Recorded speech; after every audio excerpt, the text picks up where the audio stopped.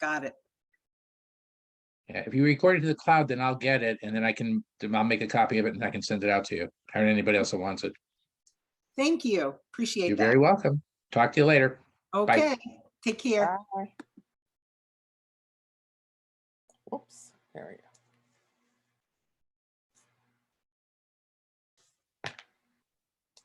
And I got to open my PowerPoint.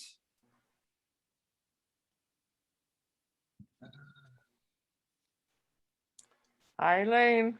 Hi, how are you? Okay, I'm hanging in there. How are you? I'm good. Still a little tired, I but bet you are. I bet. And it's kind of cool compared to what you're used to. I thought today was beautiful. Well, yeah, for us it was great, but I figured Yeah, no, I was good. I was good. I liked it. good. Good. Are you all finished with your thing? Your quilt? Who, me? Yeah. I know I was in Florida, so I hadn't gotten the instructions until after Oh, I okay. left. So I didn't get any material yet. I didn't cut anything, so. Oh, okay. Okay. So your 'Cause I options know are that you're wide good, open. and so you've done them before, so. shouldn't be- Yeah. Yeah. I have a bunch of table runners, not this pattern, but others. Yes, I had Arnie send out revised I got that. Yeah. instructions. So when I looked at it, the table runner that I offered to make was one where the pinwheels were set on point. And so there was just one row of pinwheels on point. And I just had that in my head, and that's what I started with on the first class. And I'm like, wait a minute, that's not what the instructions are saying at all. And I didn't even think of it until Ellen showed hers that she'd been working on, and it came out with 2 rows. And I thought, Yeah. oh, I got to go back. So I went back and redid the whole thing and redid the instructions too, so that now the project I show you matches the instructions you have. Well, that's good. I actually did mine with a friend who's a very great quilter. Oh, And excellent. so she read the instructions and tried to understand them. And we Do you did the have it first, there? Do you have it, Lauren? yeah, Let's- just the first part. I didn't, then I have to go back to her house to do the second part. So I have 2 that look like this. Oh, sweet. Go Pretty. slower. Yeah. Very pretty. I like the cloth choices. Thanks. So I have 2 of these, but then I need to cut more, I guess, for the thing in between, Yes. whatever you call that, the Yep, sashing. sashing, right? The Oh. sashing all around. Huh. And then, we'll be pretty much on our way, but she's going away for next week for Easter or whatever. She has a place in Maine, so she has a Oh. sewing machine up there, so she sews up there. She's part of a guild, and they make all these quilts for veterans and for hospital people, and they have an interesting, one person does the putting together of the fabric, and someone else finishes, and quilt. It's an interesting. That's group the of part that I always have trouble with, is picking the colors. I'm a little bit colorblind, and I don't know, it's just a really tough thing for me to do. So I take my friend along who's very good at it and tell her, this is what I think I want. What goes with it? And she helps me with that.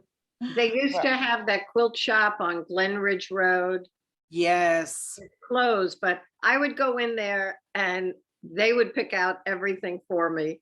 They were so good. Those guys were so good. Yeah, they definitely were. And I like the fact that they would cut your material with a straight edge and a roller cutter. And so when you get home, you actually have a whole yard, not, this much on either end that's a little wonky. I really appreciated that. Sometimes I go over to the Quilt Bug, and I think they're in Guilderland. Yeah, I've been there. Yeah. But it seems to be out of the way, and I don't get there much, so I do a lot more shopping online now. Yeah. I forgot to ask Arnie how many people are signed up for today, but I don't know if Hi, Ellen. Erica. You're muted, Erica. Hello. Hello. Hello. Is Um, that yours behind you? Yeah, oh, yeah. Oh, let's Well see. done.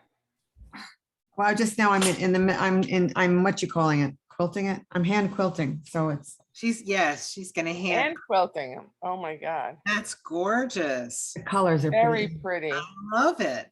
Yeah, the colors are really bright. I like Right, it. yeah, it's a lot of busy, so I can get away with, doing the quilting and the navy blue. Nobody can see my mistakes. Yeah, I think your points look really good. Mine are Not not that bad. good, but I gave it not up. bad. Well, if you iron, the ironing does a lot of positive things to it. Go get so- my final finished one. I'll be back. Okay, So I'm the only one without one. Well, I know you will get it you'll do done. it when you're ready. You'll do it. Yeah, I wonder where Ellen is. Maybe she had decided not to. Yeah, I wonder. No, I think she was supposed to come on. That's Oh, nice. Oh, Very- pretty, Yeah. very pretty. I love blue. Love the blue. Very Yeah. pretty. that way. The photos in the slideshow are better. You can see the quilting that I did in it, but Oh, that's very pretty. Very pretty. Did you quilt it on a machine or by hand? yes, machine. My hands are Oh, arthritic. I could never, yeah, I don't know how to do that by hand. Well, I was doing it on my machine here, the only machine, I have 5 sewing machines and only one of them working appropriately right now. And it's the one that's the least expensive and has the fewest features. So that should tell you something. So I can't lower the feed dogs, so I was required to do just straight line quilting in a lot of places. So I did a little bit of echo quilting and so a straight line pattern, and that's really about all I could do.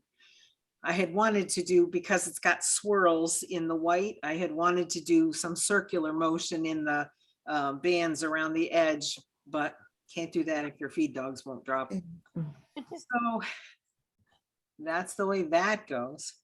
Well, I know Arnie said that there was some hassle with technology and getting people on, so we should probably wait a couple of more minutes and see if anybody else joins us. If not, we'll just, Do you have a special quilting foot you use on your machine, or you just I used my regular. just do it? Yeah, Yeah. on this, the material inside wasn't too thick, so Yeah, it's fine.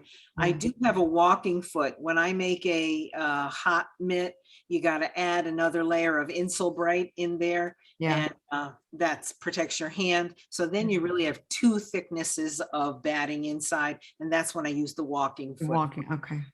Yeah, if you use high loft batting, you want to use a walking foot too, because it does just that. It lifts up and takes a step, and that way it doesn't press your cloth and make a ridge in front of the toe. But that is has been a real blessing for some of the thicker things that I've been That you quilting. do, yeah. You know, I'm gonna need your help eventually. Do you know that I've never changed my foot on my machine? I do every quilt with whatever it is. Uh-huh. and I that's do not- too, yeah. that's I not- do too. Well, Oh, you know, really? I I was used to just say I in don't change it. Florida, Okay. and they had this display of antique quilts, and Oh, they all used treadles. They didn't have interchangeable feet. Yeah. They all and these things are beautiful and Gorgeous, held yeah. up so beautifully. I know that the equipment can make it easier and a little bit faster to do, but quite honestly, a lot of the piecing that they did, if they did it by machine, was on a machine that had just 1 foot, and it came out just fine. So I think there's a lot of ways to do that. Here's one. Yep, there she is. Here comes Ellen.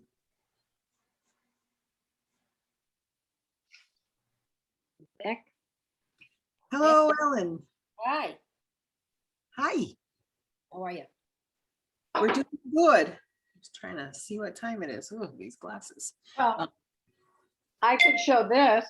This is one of my table runners. I don't know if you can see That's it. So beautiful. that's a pretty one. Yeah, Very nice colors. very Mm. nice colors is right. Mm. It's pretty, how did very you- pretty. How is the quilting? Is that in lines or? I just sewed right where, yeah, I just made straight lines wherever the seams were. Right in Yeah. the stitch? Yeah, It's very pretty. it's Did you, gorgeous. I did really you, like did you pattern. put batting in it or is it without the batting? I made it a long time ago. It's got batting. Yeah. And I like the thin batting. I like the look of it thin. Yeah, Yeah, very yeah, nice. particularly for table runners, or Yeah. some people use small quilts as tablecloths, and then the thin batting is really helpful. Very thin, yeah. Yeah. Well, it might be just us. I forgot to ask. How many people registered? But I think it's 10 after, so I think I'll get started with the PowerPoint if I can figure out how to do that. Yep. Okay. Share screen. That's the one.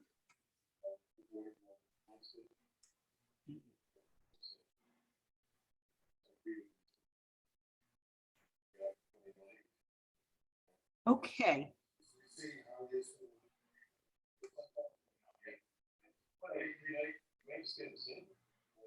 All righty, and I'll ask you all to mute yourselves because I'm getting feedback from somewhere. I hear that. Yeah. Okay, so I was saying, after I did last time and I looked at Ellen's, I realized the instructions were kind of wonky and not the right thing. And so I revised the instructions and had Arnie send those out to you today. And I redid my sample so that it looks more like what it's supposed to have been, which is 2 rows of pinwheels. So that's where we're going to go with this today. We're going to start from having put together the pieced part last week, and now we're going to actually make the quilt sandwich. So we're taking the cloth that I'm using as the backing and laying it face down on the table. I just threw back the corner there so you could see that that's the good side and that's the back of the cloth.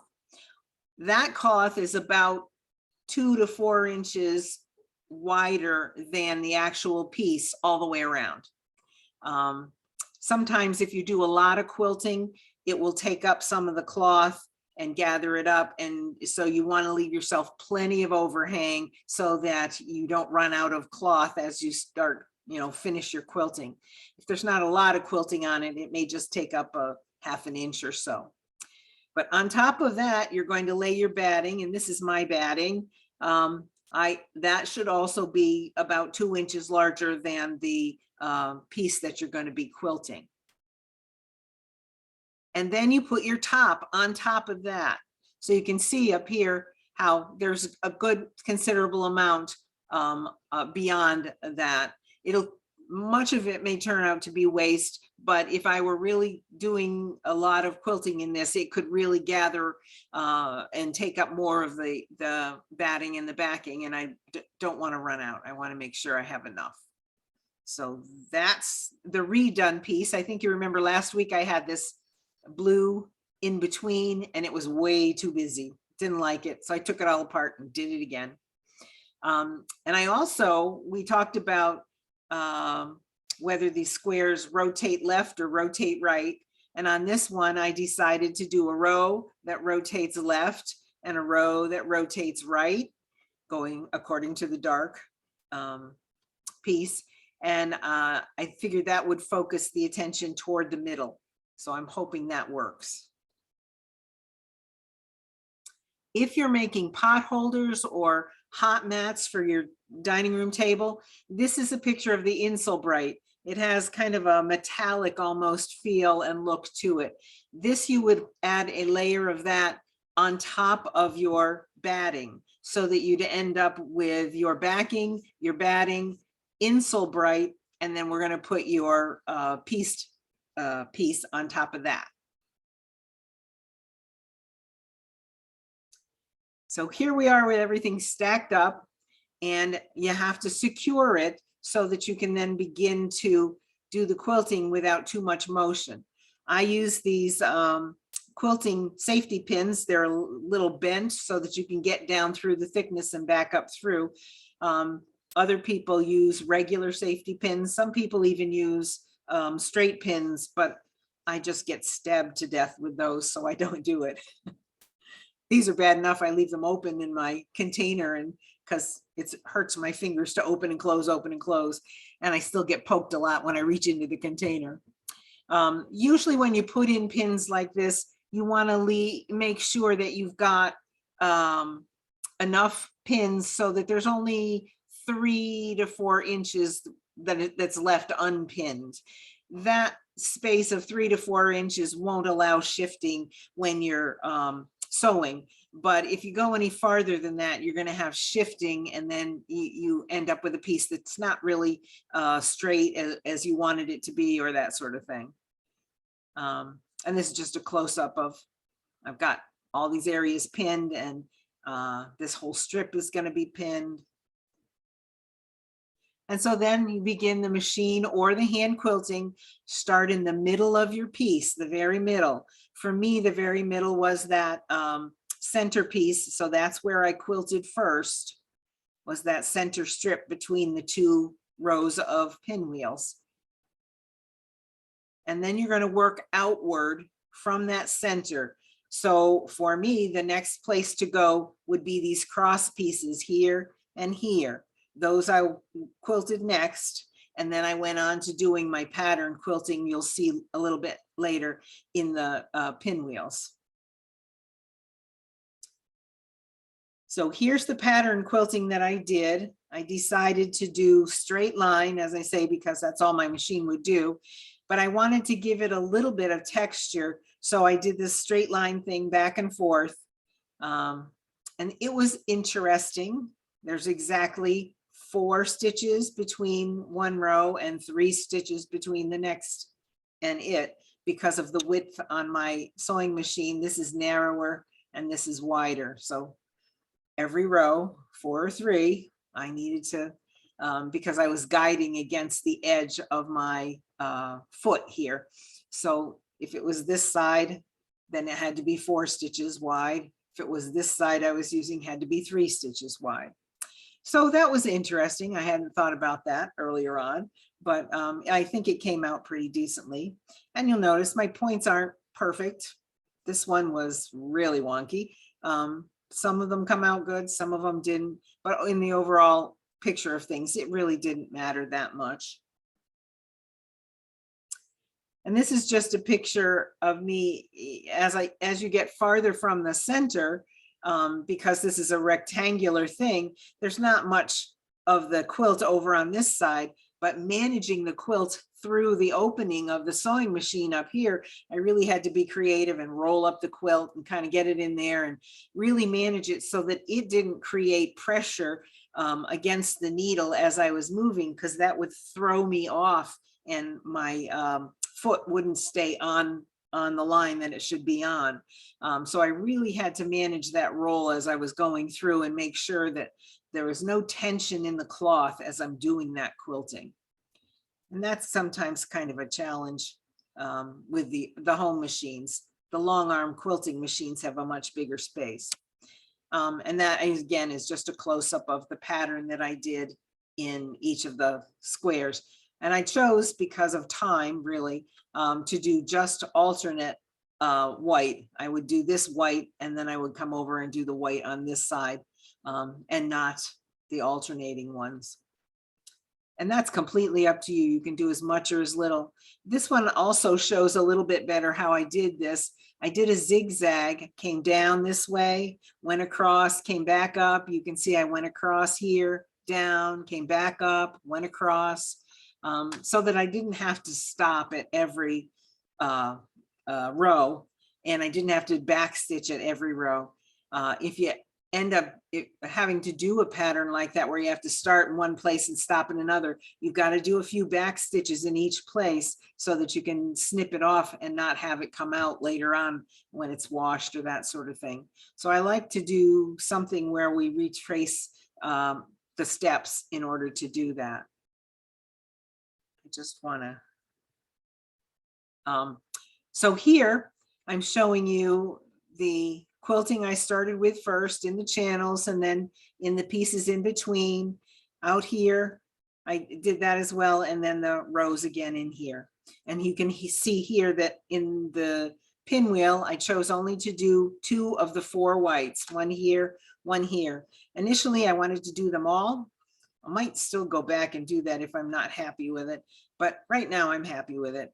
But that pinwheel, that going back and forth took me for the 8, it took me about an hour per pinwheel square. So I didn't have that many hours before today, so I cut it down.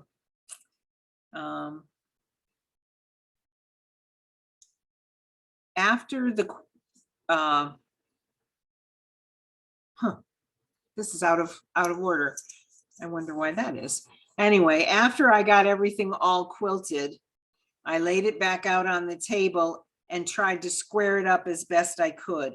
And you can see here on my cutting table, I tried to get it even as best I can with the edge, and then I would trim along here. This tended to pull in and was really kind of short, so I would like to have it more out here, but it took up so much of the cloth, I really didn't have enough cloth to pull it all the way up to the line. So it's not perfect, but it doesn't affect the overall design in this case. And I think, you know, in looking at it here, this fold wasn't ironed open far enough. There was like that little false crease. And so when you're doing that quilting on this, if you don't get that out, it stays. And that's, I think, what sucked up some of this cloth. And then of course the gathers in here. And then before you know it, you're 1/8 of an inch off. And if you got 8 of those in a row, you're 1 inch off. So it adds up in a quilt. But squaring it up as best I could. Now, did everybody get to see the making the bias binding video? Yes, no? No? Okay. If you haven't had a chance to look at it, that's fine. I'm going to show it to you. It's on the Fonz and Porter website, and the link is in the instructions. So when you get to that, you can go back and actually watch it on your computer. But I think she does a really good job with it. It's a little, I think it's 6 or 8 minutes long, but she does a really good job. So I really like to show this. And maybe she'll start. Maybe she won't. Come on.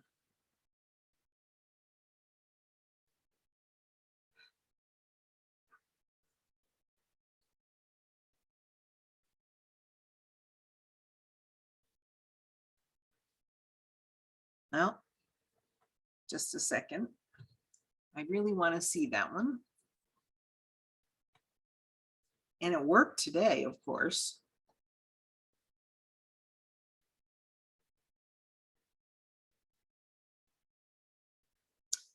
One more time.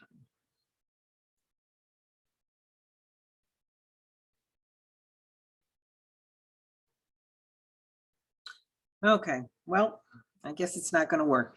I'm going to go through the steps that she goes through at this point, and we'll see if we can get that to run again later. But as I say, the link is in your handout that Arnie sent out today, and you can go just type it into your Google search and it will come up and you can play it. Sorry it didn't work today. Gee, I was lucky last time, I guess. So the first thing they had to do is cut a square. It can be just about any size square, depending on how much of this bias tape binding that you need. I made an 18-inch square here, and it's just one thickness, single thickness. Once you cut the square, then you're going to cut it diagonally from point to point. And it's really important at this point in time to put the numbering on. So these edges up here And down here, you're going to just write a little number 1 on it with chalk or a piece of sticky tape, or just stick a pin in it. On these sides, you'll put number 2 and number 2, and this is going to help us align it later on. If you don't have something to write on it with, stick 2 pins in the side, 2 pins in this side, then you'll have some idea of where you are, because this is the bias edge. This is the edge that we actually want. So the next thing that we're going to do is take this bottom edge here and flip it up and align it with this top edge. So now we have right sides together, and that makes something, it almost looks like a flag. I'll show it to you. Here it is. We just took that bottom edge, flipped it up, pinned it, and now we're going to stitch right along that line using a 1/4 inch seam allowance. Unfortunately, I don't know why I didn't take a picture of the next step. It's in between these two. Once you have this, you're going to press this seam at the top. Whoop, come on now. We're going to sew along there and then press that seam open. When you do that, turn it so that the back side is towards you, and you're going to take a pen or a pencil or chalk, doesn't matter, you're not ever going to see these lines, and you're going to draw lines across the fabric every 2 1/4 or 2 1/2 inches. I made mine 2 1/4. That's really close when you're turning this at the end. If you're not sure you're going to be able to do it the first time, I would use 2 1/2 inches. That gives you just a little bit more to cover up your stitching and that sort of thing. But from where you start up to the first line is, say, let's say 2 1/2 inches, then you'll draw it all the way across, and this thing comes out to be a parallelogram. And so you're going to go all the way across the parallelogram with that line, and then draw another line and keep doing that all the way up until you've got all the cloth used up. You may have a little bit of an edge that's not 2 1/2 inches wide left at the top, and that's okay. You just cut that off at the line below it. The next thing you do is the wonky part. You try to get right sides together and match up those lines. And you can see it doesn't look so easy. You don't want to match them perfectly. You want to match them 1 row off. So they're not perfectly matched. They're like 1 row off. And that it feels odd. You're not sewing a tube, you're sewing a spiral. And so we're going to end up sewing right across, pinning it and sewing right across there. And I think the next picture, I hope, well, it makes a spiral. And what you're going to do is take your scissors and cut along the line. You can see some of the ink on there. Cut along that line and just keep cutting and cutting and cutting. And it makes this big pile of material like this. And this is your bias binding. You can see the grain of the threads here are crisscrossed. They kind of go this way. And that's exactly what we want. That gives us a little bit of give in the fabric. So when we go around corners or along curves, like for scalloped quilts or that kind of thing, that's going to be much more forgiving than if it were on the straight of the grain. So this is the bias binding. And Eileen's coming. This 20 inches made enough binding to go all the way around my piece, and I had about 6 or 7 inches left over. So just a 20-inch square did all of that at 2 1/4 inches wide. Welcome, Eileen. We can't see you. Oh, there you are. I'm here, but I have to tell you, can you hear me? Yep. I'm probably going to be on mute because my granddaughter, who's in kindergarten, is having her first ever concert at the exact same time. So I'll have one ear in each place. All right. And I had Arnie send out new instructions that I revised to get everything correctly on paper to match what we're actually making. So that should have been, it should have come to you today as well. So we're up to we've just cut the bias binding now. And what you do with that 2.5 inch piece is you fold it in half, the raw edges together, and you iron it. And you can see the iron here, and this is where you get to burn your fingers and make this long piece of binding. Now, the next thing we have to do is put the binding onto your sandwich that you have already quilted. So when you start, I usually start either in the middle on the bottom of the piece or in the middle of the side of a piece. That way, it's not smack dab in the top where people usually look first. To start, we're going to take that bias binding that's folded in half and ironed, and we're going to fold a little bit back. You can see I've marked the fold here. Fold a little bit back, and you're going to put it right even with the raw edge of your quilt. So we've got raw edges. Those are going to be hidden on the inside there. And this is the raw edge of your quilt. Next, we're going to start sewing. That first one, you want to start 1/4 inch away from the edge of your cloth. You don't start right at the edge. And then you're going to go and stop all the way down here about 1/4 inch away from the end of your cloth.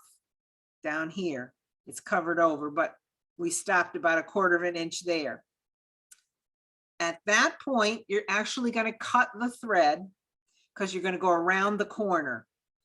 To go around the corner, we're going to take that piece, the long piece that you have hanging off, and make a 45-degree angle and fold it right across your piece. If we look at, are these pictures of people in your way on this side? For me, it's hard to tell. Let's see. Okay, so after you folded it off this way, you're going to double back onto yourself. So here in the picture, we took it this way and then we doubled back, and now there's a fold here, and that fold is going to be even with the edge of your raw edge that you were sewing down. And now you're going to make this raw edge even with the raw edge of your next side. So you've sewn all the way down to 1/4 inch from the edge, folded back, and then folded it right on top of itself. You can see there's 2 layers there. And now we're going to start right out at the edge, 1/4 inch in. My thumb's right on top of where you should have started. That's where we're going to start sewing for the second side. So here we are again, folded back, coming this way now. I'm going to start all the way at the edge where that fold is and come straight down. And my presser foot is going to be on the raw edge. So I have that 1/4 inch of sewing seam. And that's how we're going to turn a corner. Each corner you come to, you want to stop 1/4 inch away, do that fold, and then turn the corner and start right at the fold and sew all the way down until you hit the next corner. You'll do that on all 4 corners. When you come back around to the edge that you started on, our folded under piece is down under here.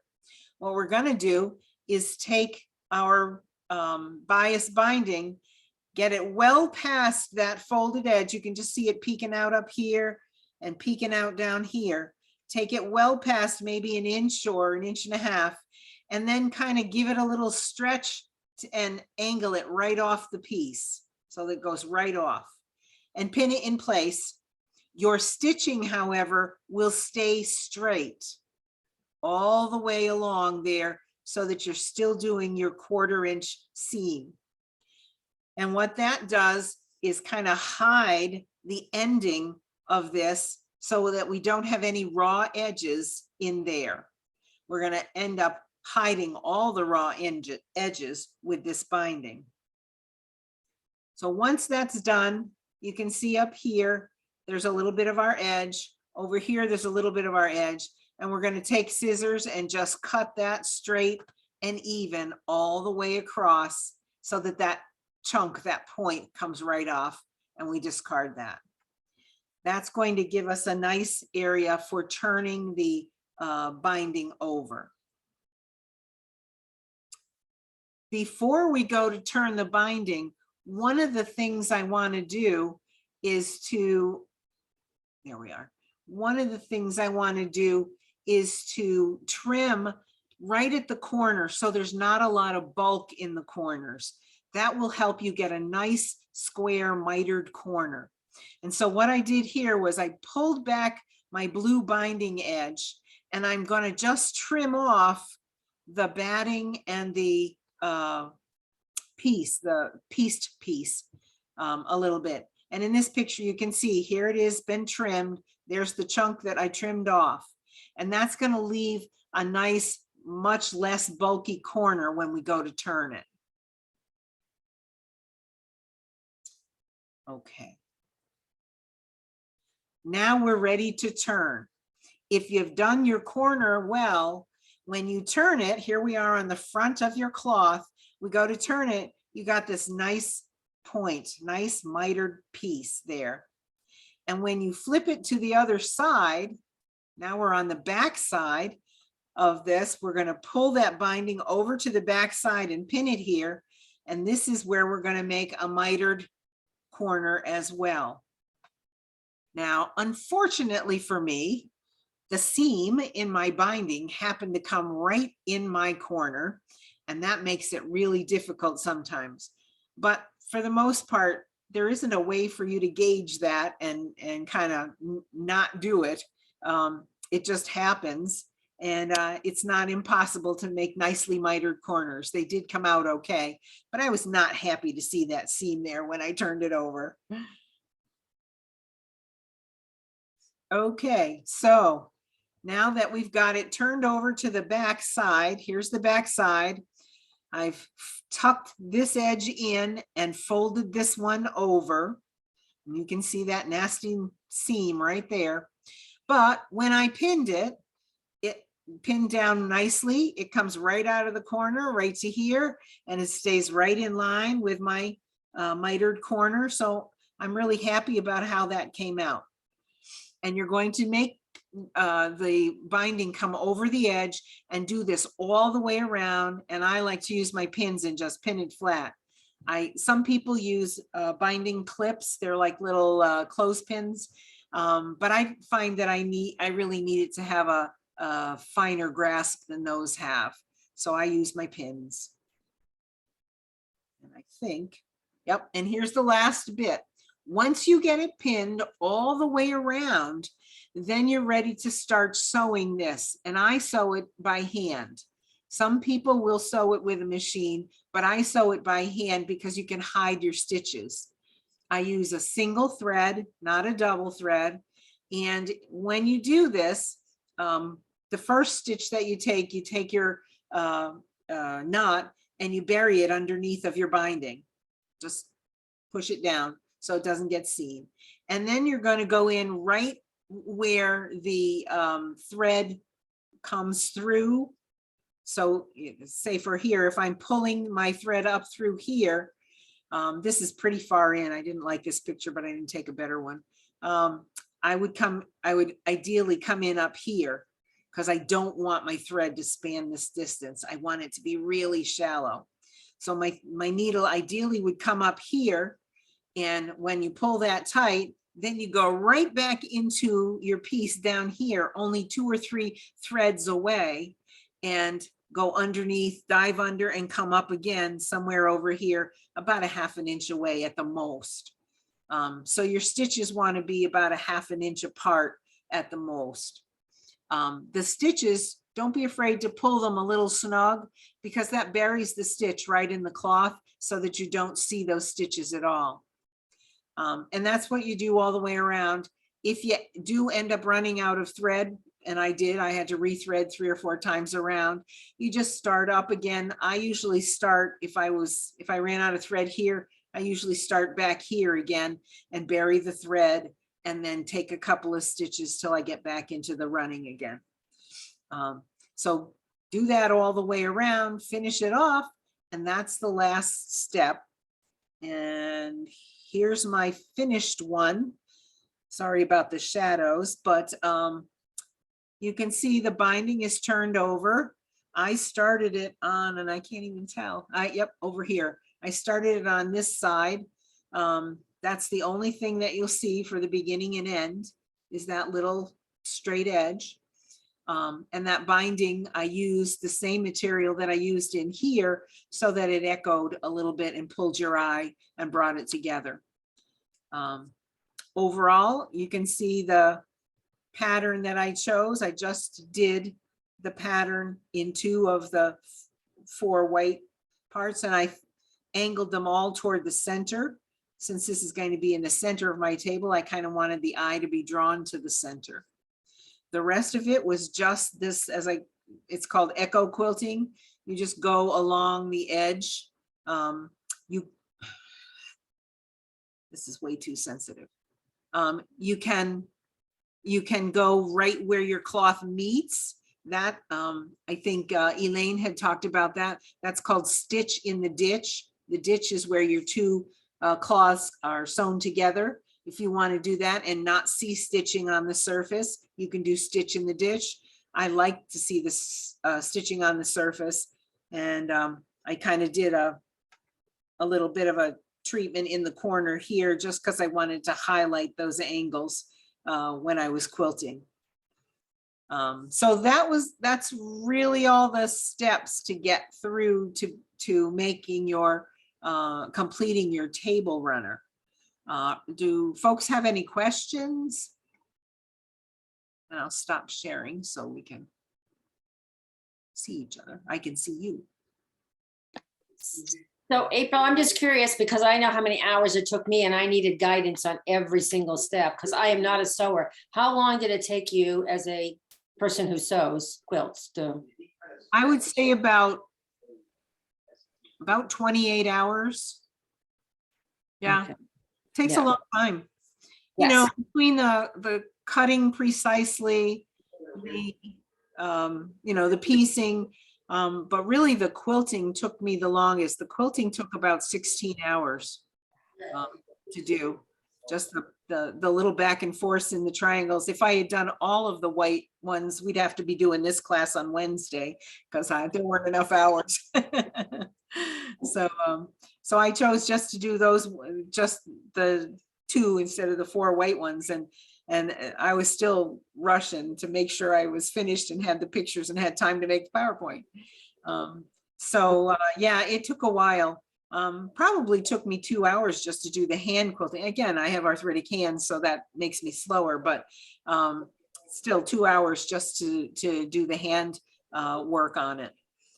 Yeah. So if people, this is just a general question for, and maybe people feel very comfortable, but let's say somebody in our group here gets stuck on something, what would be our recourse here? Give me a holler. Yeah, give me a call. In the next 10 days, I'm going away, but after that, I'll be back. And I can come after Passover and visit with you and show you what to do, or we can talk on the phone or do a video call. I could do any of those things. I think, when people get your pieces done, I think it would be really nice if we came together at Temple and just kind of showed each other our work and, talked about the pluses and minuses. Erica and I today talked about how satisfying it was to iron those pieces flat when you were piecing. I have to say, I'm with Erica. I really enjoy that part of it more than anything, is the piecing and then ironing it all flat and perfect. It's, that's the one thing my perfectionist side gets a little bit of thrill out of. But the quilting is still quite a challenge for me. And I've got a closet full of these things, and it's still a challenge for me. I'm still learning to do free motion quilting, where you move the quilt in patterns just with your hands. And as soon as I get my other 4 sewing machines fixed again, I will go back to learning that, because I have some rulers and I just like to do the free motion stuff. And once you get all of that down, the creativity is the other piece that I really enjoy. I had hoped on this one, because the white of the pinwheels has little swirls in it, I had hoped to do pinwheels, swirls kind of in the long blue and white pieces on the side. But because I didn't have a machine that could drop the feed dogs, I was stuck with straight lines. So I had to figure out something creative to do with straight lines. So I got Love what you did.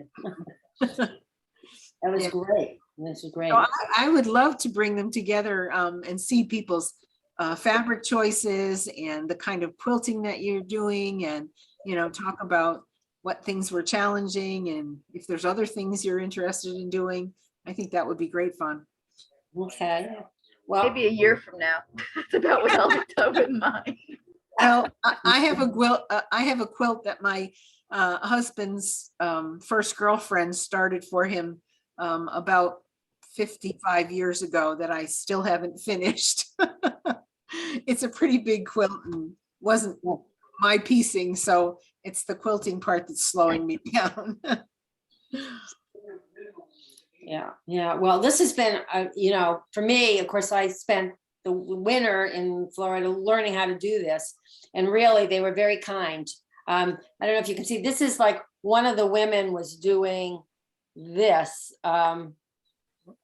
So individual, she's really an artist, you know, Yeah. you know, and then some of this kind of stuff, you know, they were really very talented. And I Yeah. was really like, I think, yeah, they were very nice.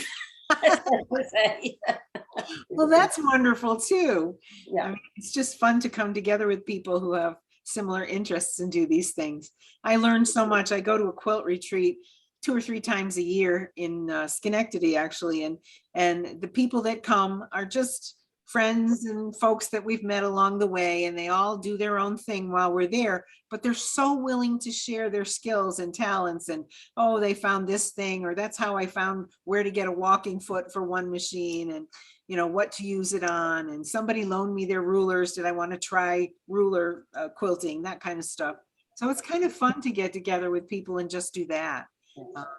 So, you know, that would be a fun thing to do. I think another time is just get together and bring a project that you're wanting to do, and we're all doing something different, but that's okay. I love that. Yeah, I think that's fun. I've been a member for about 35 years or so of Home Bureau in Scotia, and Home Bureau has been around for 100 years. Actually, this is our 100th year, and we do everything from this kind of stuff to making stuff out of toilet paper rolls and ribbon, you know, everything, the whole gamut. Lots of painting, lots of sewing, all that sort of thing. And lots of times I don't do the little crafty things anymore. When I was a Girl Scout leader, I take those ideas and use them and make them. But now I'm trying to declutter, so I don't make those things, but you don't have to. I can go to the meeting and do whatever I happen to be working on, and they're very good about it. So it's another avenue for people to get together and, you know, show what they've made and ask questions. And there are some So is pretty, that just open to folks in Scotia, or can people? No. That's open to anyone. We're looking for members. If you're interested, you can show up tomorrow night, as a matter of fact. Okay, so people are meeting in person. Yes. Yes, we're meeting in person. We had done Zoom meetings for a while, but we're back to meeting in person. And tomorrow night, we're actually making nylon bags that are drawstring type for materials that we're working with Anita Conley, who's a woman who started a not-for-profit, I think it's called. And she gets all kinds of supplies and gives it to the street soldiers or city mission or that kind of thing. So we're sewing up some of these nylon bags because nylon's a little bit waterproof and these folks are, for the most part, homeless. So we like to, provide what we can. So we do a little bit of community work. We make bibs, we make hats for winter hats to be shared, that kind of stuff. But we also do just projects that we find. I had found placemats with pumpkin faces on them that we sewed last fall for Halloween. And some people made them, some people didn't. I think the end of this month, we're actually painting hummingbirds and that kind of stuff. I'm not interested in that, so I'll be finishing some other stuff, but a lot of folks are very talented that way too, and they enjoy that. All kinds of Yeah, things. that might be really something I'm just thinking about as a temple thing, that might be interesting if people knew about it. I like, besides just doing for yourself, I'd like the idea of doing something for others as a project that some people enjoy making, but they don't need to make anything more for themselves. Right. But Exactly. We have enough. And, for the most part, it's kind of nice to make lap quilts, or we make heart pillows for Albany Med. We make lap quilts for veterans, all kinds of stuff like that. So, yeah, definitely. And you can join, you don't have to join. We're looking for members because we tend to have an older crowd in my group, but always looking for members to come. And we meet Tuesday evenings every week, just okay. for the heck of it. Yeah. Well, I just think that would be maybe an interesting possibility for maybe people who enjoy that kind of an outlet, but I didn't even know that existed. Yeah. They incorporated back in the early 1900s. I want to say 1920 or 21, something like that. And their main goal then was community service. In my own group, we do a yard sale at my house because I'm on a corner in Scotia, and we do a yard sale here to raise funds and then donate that money to a scholarship fund for kids going to college. And it's rolled out by SCCC, so they tend to be folks going to that level. So, just those kinds of things are fun and helps us, and we get to see people and we get to, be a little bit involved in our community as well. So yeah, if people are interested, you want to come and, give us a test drive, give me a call and I'll let you know. We rotate from each other's houses, place to place. And, if you think you're interested, I would definitely give it a try and see if you're interested. They're friendly people. Most of them are teachers. I think I'm the only medical person. Educators, basically. Yeah, that was about it. But and a lot of homemakers. Obviously, homemakers started this home bureau group because they didn't have an outlet and didn't have a way to connect. So, April, would you take fabric donations, like just for the different projects, or? When we're doing a project, we could use fabric donations. I'm not sure that I have anybody that has enough room to store fabric at this moment, but I also know that there are other places. I'll have to talk to somebody from the Sewing Guild, but there are other places that will take fabric donations, and one of those is in Schenectady. Let's see, do I remember the name of the place? Is it called the Schenectady Barn, something like that? That I'll find the name and get it to you folks. They're an interesting place. They have a group of artisans that sort of lease this. Used to be the Columbus School, I want to say, in Schenectady. It's up on Crane Street. Anyway, they lease space and to do their own craft. But one of the areas is a fibers area, fibers and fabrics and that kind of thing. They have 20 machines there, and they encourage people to come and use the machines for free. And you can use any material that's been donated to them for your projects to learn or try things out. And there are people who will help guide you and give you information as well. I also belong to the American Sewing Guild in Scotia, and we're going to be doing something there in September with them. Part of it's another membership recruitment thing, but we're making baby goods to be given to a group in a physicians group in Troy who take care of women who are going to have babies, young women who are going to have babies that don't have much. And so things like burping pads and changing pads and hand knits, those kinds of things for the babies. And so I'll let y'all, I'll also put in the news feed from the temple when that's going to happen, so that if you're interested in coming over in September and taking a look and seeing the place and, you know, working on something there with us, that would be fun as well. So that group is very similar to my home bureau group. They're just a different group, and they do a whole lot of these, we call them challenges, give us a certain challenge. We're supposed to be doing a challenge in our own group, our own neighborhood group for Scotia. And I think we're going to be doing something on the order of take something old and make it into something different. I'm working on making a purse out of just the waistband of used jeans. So that will be an interesting and fun one. I found that on the internet, and it's narrated in Czechoslovakian, so I don't speak Czechoslovakian, so I have to just follow the pictures. So it's kind of interesting and fun to do, but I really like the product when it came out. The lady who does it is very skilled. So, you know, those kinds of challenges, we just kind of pick out things to do like that. One time we made something all out of zippers. One of the ladies in the group made a vest out of these zippers. There's no cloth in it, it was just zippers.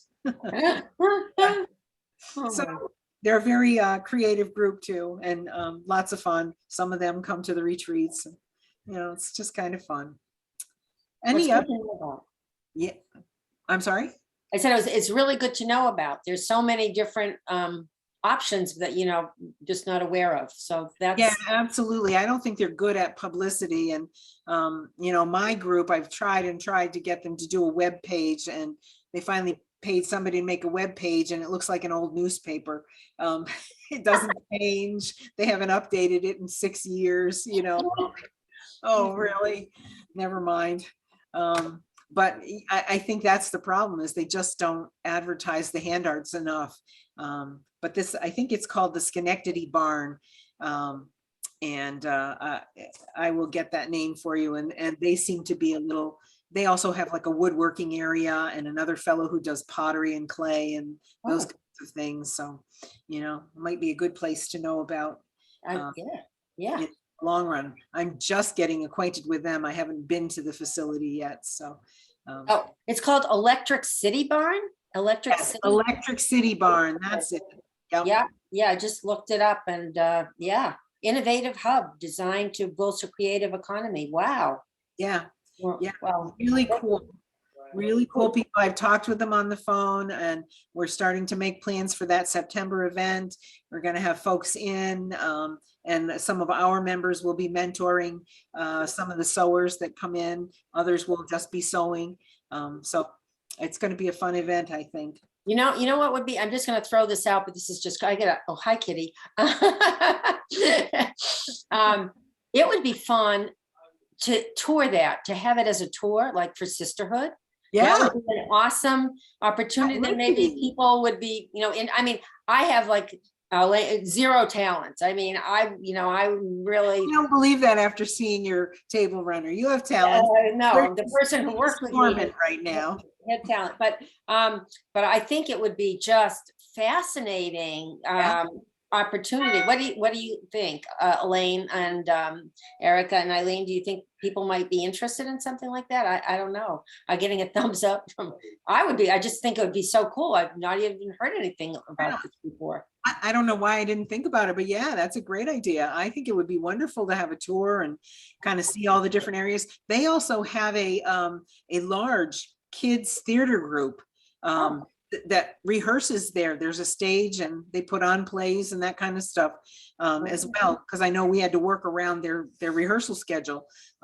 So I think that would be of interest to not only retired ladies, but also mothers of kids who are interested in theater. Yeah, well, let's see if we can, or pull something like that together, because that sounds like it would just be fun, and then maybe people would be interested in doing. Maybe there's people with real talent in our temple we don't know about. Yeah, definitely, yeah. Yeah. Okay. All That right. would be fun too. Well, I don't want to keep you too long, so. No, that's all I had to share. I'm very interested to see everybody's work and it gets done. And, if you're interested in getting together and in person and showing each other what we've done, give me a email or something when you finish your piece, and I'll see if I can arrange something with Arnie to get us all in there and invite the rest of Sisterhood to come look at what you've done. 'Cause I think think great. that would, well, we're going to have an ice cream social in June on a Sunday. Oh, That's my latest concoction, so to speak. So so maybe, I don't know if people might not be finished, but maybe they just want to bring whatever they've got done so far, and just we could just do a drive-by, whatever people are comfortable with. exactly. That would be great. Yeah, By June, I could probably get one done with spring colors. I'm always a season behind. Well, hey, I love what I can't believe you put in that much time and you completed this, and I'm still laboring. That's okay. It takes a lot of hours and, just getting it. I am not a perfectionist, and I know I have a friend who's made this quilt that looks like a 3D block with a smaller block on top, and they're all connected together so that you get basically 6-sided hexagons. And she's been working on it for 2.5 years for her grandson.